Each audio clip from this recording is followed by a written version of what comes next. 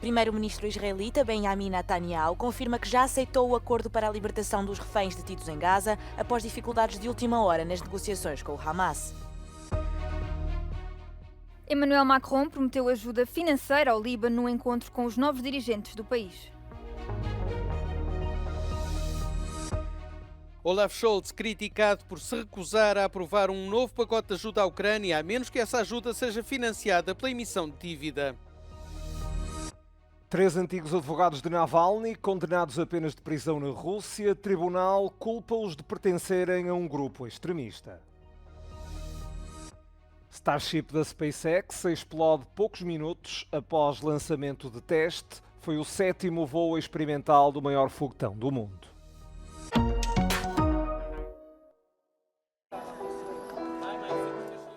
O primeiro-ministro de Israel, Benjamin Netanyahu, afirmou que foi alcançado um acordo para devolver dezenas de reféns presos pelo Hamas em Gaza em troca de prisioneiros palestinianos detidos por Israel. Estas declarações podem abrir caminho para a aprovação do acordo de cessar-fogo por parte de Israel, que irá interromper o conflito que começou há 15 meses em Gaza. O acordo prevê também que centenas de milhares de palestinianos deslocados regressem ao que resta das suas casas na faixa de Gaza. Israel tinha adiado a votação do cessar-fogo na quinta-feira e pôs a culpa numa disputa de última hora com o Hamas pelo atraso na aprovação. O gabinete de Netanyahu acusou o Hamas de rejeitar partes do acordo numa tentativa de obter mais concessões. Mas o Hamas negou as alegações e assegura que estão comprometidos a seguir em frente com o acordo de cessar-fogo que foi anunciado pelos mediadores. O acordo só será implementado após a aprovação pelo Gabinete de Segurança e pelo governo israelita, cuja reunião está prevista ainda para esta sexta-feira. Já a reunião do Conselho de Ministros está agendada para a noite de sábado. A guerra, que já dura há 15 meses, começou com um ataque a Israel por parte do Hamas em outubro de 2023, que matou 1.200 pessoas e fez 250 outras reféns. Israel respondeu com uma ofensiva que matou mais de 46 mil palestinianos. A guerra em Gaza obrigou cerca de 90% da população a abandonar as suas casas e centenas de milhares de palestinianos vivem agora em campos de refugiados na zona costeira do país, numa luta diária contra a fome e com cuidados de saúde mínimos.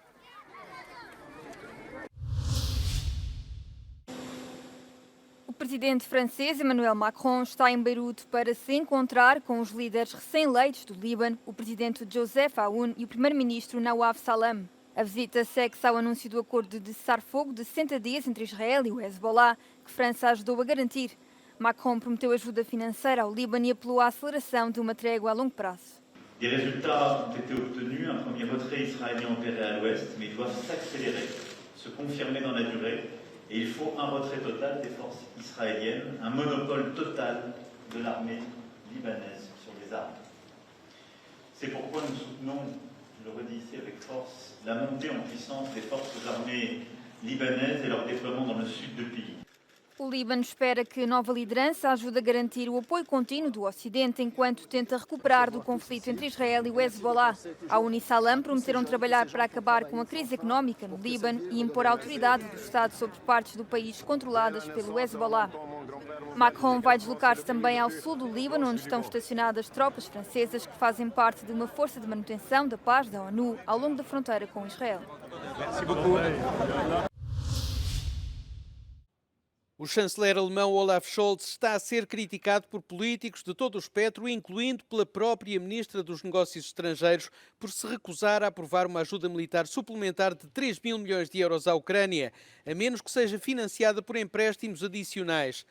O líder alemão diz que só concorda com o pacote de ajuda se for emitida nova dívida.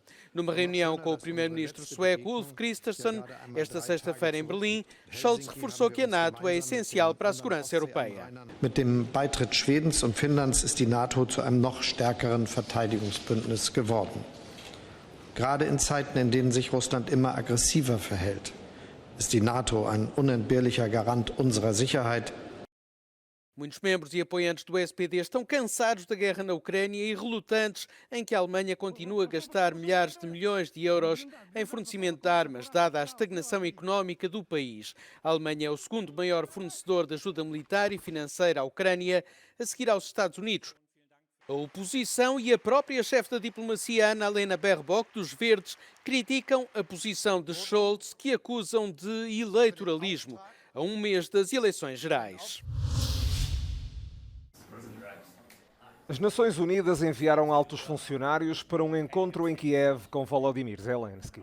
O objetivo é discutir formas de reforçar o apoio humanitário à Ucrânia. A ONU fez um apelo para angariar uma ajuda de 3,32 mil milhões de dólares destinada a mais de 8 milhões de pessoas afetadas pela guerra. 6 milhões que vivem na Ucrânia precisam de assistência crítica. Parte do dinheiro também vai para os governos de 11 países que acolhem refugiados ucranianos. This is the first visit we've done as a joint visit, and it's a sign of our solidarity as the whole UN family. Thank you. And I really want to start there that we've been with you throughout this war, and we're here to demonstrate that solidarity. Zelensky esteve ao início do dia com o primeiro-ministro britânico, que fez uma visita não anunciada a Kiev. Os dois líderes assinaram um tratado de parceria de 100 anos. Keir Starmer compromete-se a garantir a segurança da Ucrânia durante este período. Zelensky revelou que também discutiram a ideia de Emmanuel Macron de ter tropas ocidentais a monitorizar um futuro cessar-fogo. O presidente ucraniano tem estado envolvido numa série de atividades diplomáticas antes da tomada de posse de Donald Trump na próxima segunda-feira. Isto numa altura em que se espera que a próxima administração norte-americana não siga a linha da atual de apoiar a Ucrânia durante o tempo necessário para derrotar a Rússia. Na campanha eleitoral, Trump criticou a ajuda financeira dos Estados Unidos à Ucrânia, tanto na área militar como humanitária. Indicou também que quer ver a Europa assumir uma parte maior desse apoio.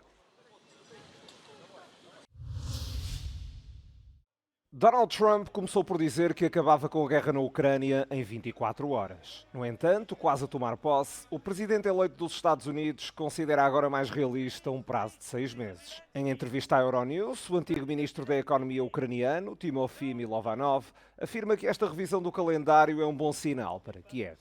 The worst possible scenario would be surrender of Ukraine, and that's the 24-hour scenario, where basically, the US has leverage over Ukraine and the EU in terms of support, and doesn't have much leverage at the moment over Russia, which means accepting Russian demands and putting pressure on Ukraine to accept Russian demands.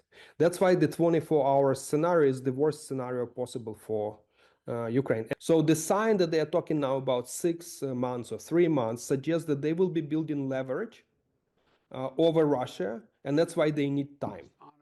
A influência sobre a Rússia parece ser um esforço de Trump, mas também de Biden, que à última hora tenta confiscar 300 mil milhões de dólares de ativos russos. Now, but the news is not in the attempt to confiscate, but in the fact that it is last ditch suddenly, which is coordinated, if you look at the news, with the Trump administration. Basically, it's signaling to Russia that we're going to try to find leverage over you. And if you want your money back, we're willing to haggle over it. O antigo governante ucraniano entende que a administração Trump está a evoluir para um cenário não tão favorável à Rússia. Ainda assim, isso não significa necessariamente que seja benéfico para a Ucrânia.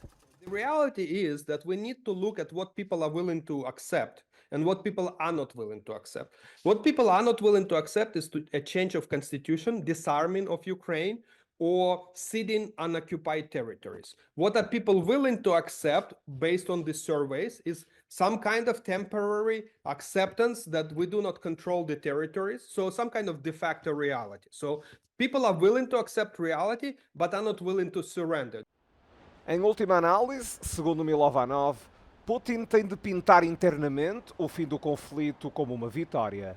Já a Ucrânia tem de fazer disto uma garantia contra futuras invasões. E isso exige mais do que um papel assinado, até porque a Rússia, como se tem visto, já quebrou promessas. 3 antigos advogados do falecido líder da oposição russa, Alexei Navalny, foram condenados à prisão efetiva. O tribunal culpou-os de pertencerem a um grupo extremista e de usar o estatuto que tinham para transmitir mensagens entre Navalny e a equipa dele. Receberam penas entre os 3 anos e meio e os 5 anos e meio. O julgamento decorreu à porta fechada na região de Vladimir, a leste de Moscou. Estes 3 homens tinham sido detidos em outubro de 2023 e adicionados no mês seguinte a uma lista oficial de terroristas e extremistas. Os críticos do Kremlin e ativistas dos direitos humanos dizem que as condenações são um novo precedente na repressão da dissidência por parte do regime de Putin. Alexei Navalny entrou na política há 25 anos, na mesma altura em que o presidente russo chegou ao poder.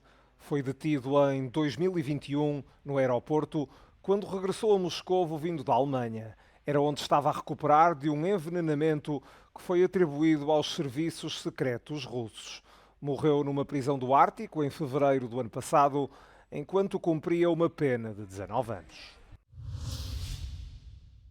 3, 2, 1. A Starship da SpaceX explodiu num lançamento de teste 8 minutos após o início do voo, que partiu do estado norte-americano do Texas. A empresa de Elon Musk diz ter perdido o contacto com a nave espacial depois de os motores se terem desligado um a um. 1 minuto antes disso, a SpaceX utilizou os braços mecânicos gigantes da torre de lançamento para apanhar o propulsor na trajetória descendente. A proeza só tinha sido conseguida antes uma vez. Mas a emoção da captura rapidamente se transformou em desilusão, não só para a empresa, mas também para as multidões que se tinham juntado para assistir ao lançamento. Um grupo de pessoas que visitava as Ilhas Turcas e Caicos captou imagens dos destroços da nave no céu. Era visível uma colorida coluna de fumo. Este foi o 7º voo experimental do maior e mais potente foguetão do mundo.